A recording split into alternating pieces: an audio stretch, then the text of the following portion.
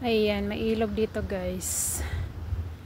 Pag ito'y dumadaloy minsan dito. Pero ngayon hindi siya.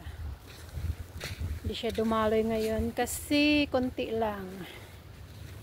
So, magpapasyal tayo dito guys sa dati dito kami nagbabarbecue ng mga friendship.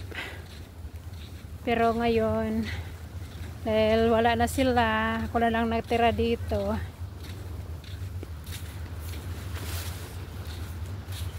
Pwede magluto-luto dito. Ayan mga palaruan sa mga bata. Tsaka dito guys, nag-ano na siya. Ano ba tawag dun? Munlad na. Yung mga baybahay na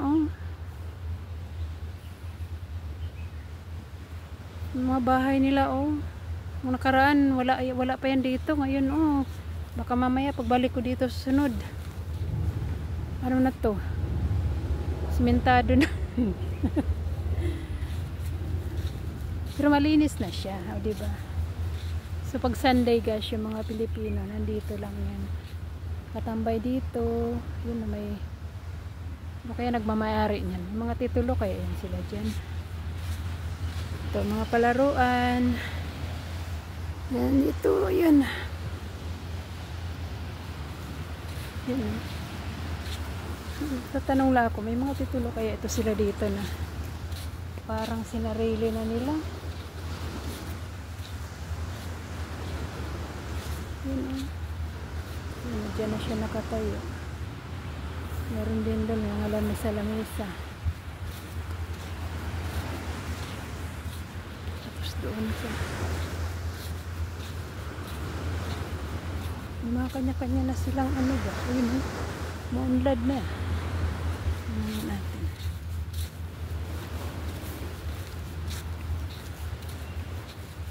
Sarado yung mga bahay nila dito ngayon kasi nga hindi siya day off. Pero tingnan nyo, yun maunlad na yung mga bahay nila. May mga taguan na rin. Mga kabinet. Yung iba na iniiwan lang nila dito yung kanilang mga tent.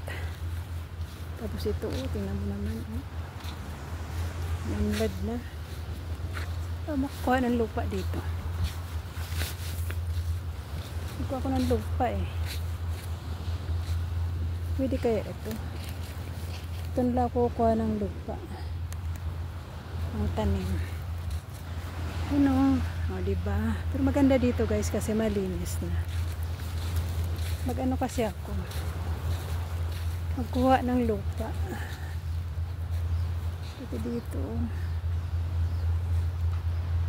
ito bangka to.